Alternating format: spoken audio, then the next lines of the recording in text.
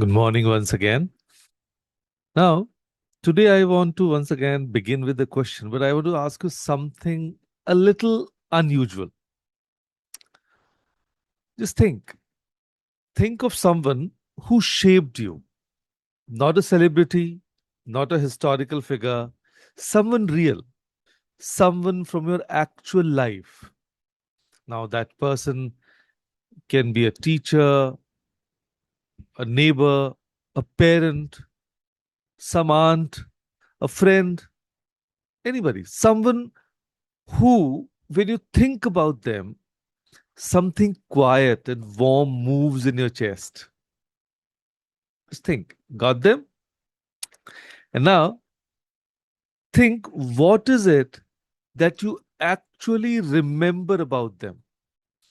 I bet it's not their salary, not their designation, not how many followers they had, or how big their house was, or what car they drove.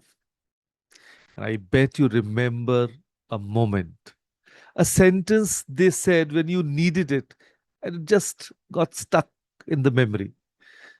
The way they looked at you like you were worth looking at. The time they showed up without being asked, without making a big deal of it, and just helped. You remember how they made you feel. And here's what's extraordinary about that. They probably don't even know that you remember. But today we are going to talk about what it means to be that person for someone else. We're talking about leaving a legacy of kindness. Maya Angelou, the great American poet, once said something so true that it almost hurts.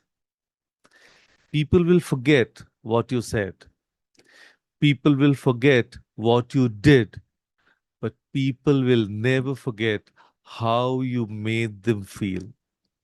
Let me say that again. It's so beautifully said. People will forget what you said, people will forget what you did, but people will never forget how you made them feel. And we underestimate this enormously.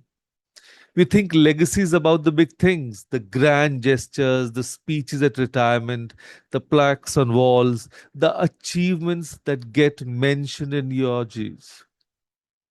But ask the people you love what they'll remember about you. Really ask them, and they'll tell you about something small.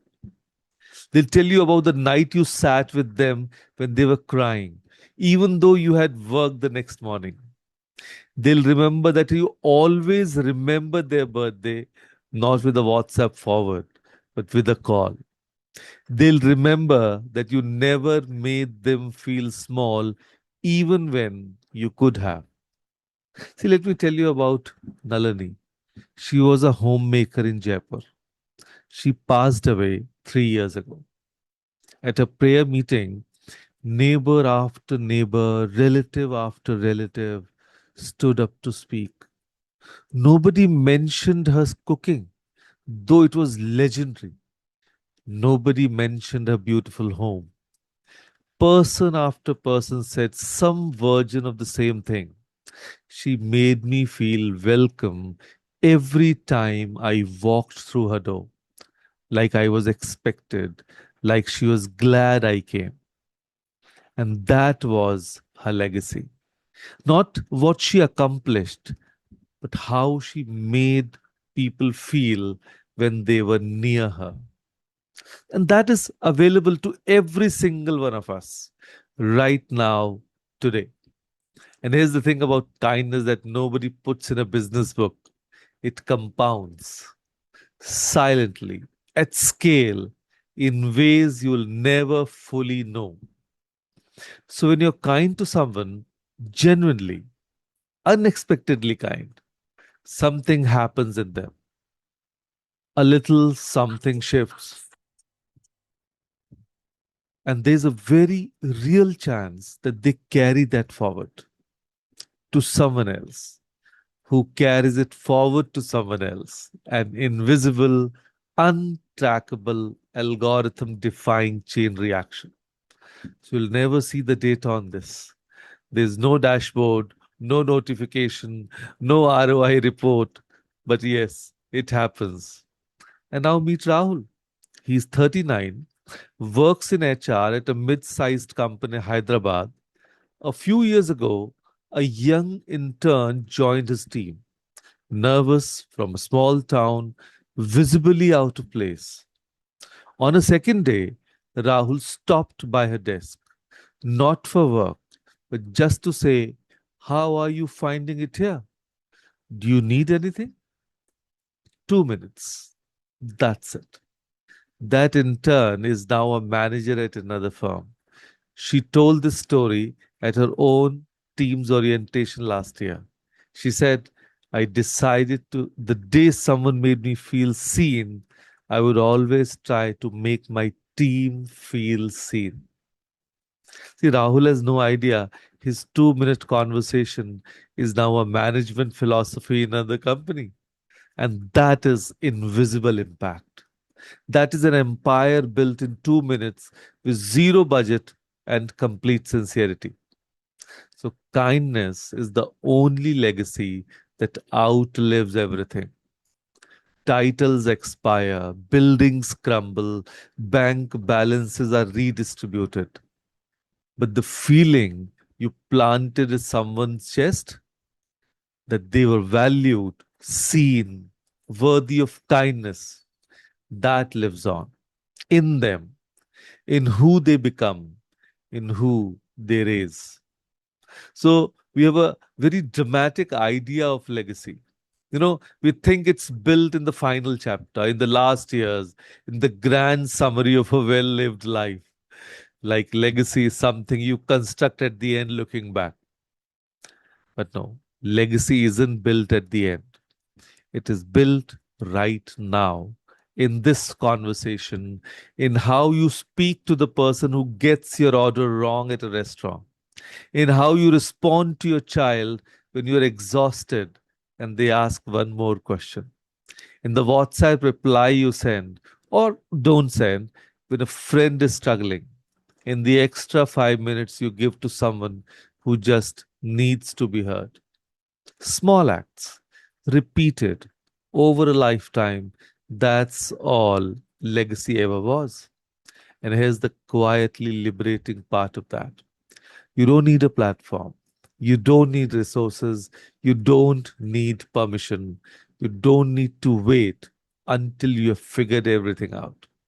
You just need to decide today that the people who cross your path will leave the encounter feeling a little better than when they arrived.